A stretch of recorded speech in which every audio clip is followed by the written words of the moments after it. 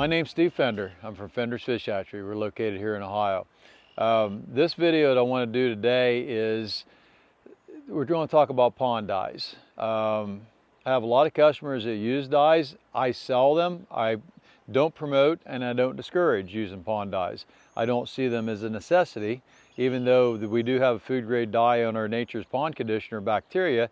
But a little bit about pond dyes and the history behind them. 60, 70 years ago, Aquashade came out with a pond dye. The idea back then was to use a dye to slightly block the sunlight so you retard the growth of vegetation, not stop it. Today, a lot of people put pond dyes in because they like the color. The problem with pond dyes is if you use them wrong and you block too much sunlight, you can stop photosynthesis. Now, if you look at the pond behind me, it's kind of a muddy looking color. That's because I got about 6,000 pounds of catfish, big catfish in this pond that I stockpiled. I sell to my fishing derbies and sportsman clubs and stuff, so they did muddy it up. Now, there's still sunlight penetration. Even though it's muddy, you still have sunlight penetration. The thing I've seen happen in a number of ponds, especially in the past year, is customers will get to dumping the dye in, and they'll keep dumping it in and dumping it in and keep piling in, or they'll misinterpret their acreage and won't read the directions right, and they'll double up or triple or even quadruple up on the dyes. And when you do that, you effectively block the sunlight enough that you will stop photosynthesis.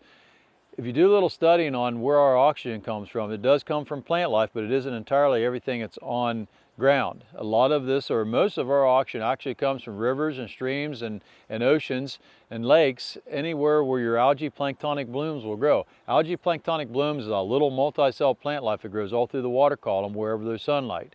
And if you get to using too much dye and you block that sunlight effectively enough, pretty soon you'll have a thin layer of oxygen on the top, and where the sunlight can't penetrate any further, that will become dead water. There'll be no plant life growing there, so there'll be no oxygen, and there's no fish living in that area. And if you get in the summertime where you have low oxygen levels because of warm water anyhow, and you start blocking it with too much pond dyes, next thing you know, you will cause a fish kill. So when you use pond dyes, and they're fine to use, just use them with common sense. I tell my customers if it calls for a gallon per acre, use a half a gallon per acre. Put it in, see how it looks, and that might be enough. But when you put that dye in, you still want to be able to see down 2 or 3 feet into the pond at least.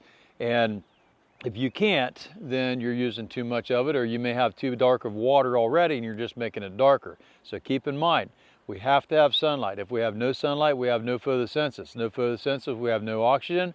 That means your fish are going to die. So be careful when you use pond dyes. Use it properly, and it's a good tool. Like any tool, when you abuse it, it doesn't work. Use it properly, and you can help to slow down the growth of vegetation. I still believe in using the grass carp and the beneficial bacteria and aeration to control vegetation growth. And if you want to use some pond dyes to make your pond look pretty, use it with some common sense. Don't go overboard and kill your fish.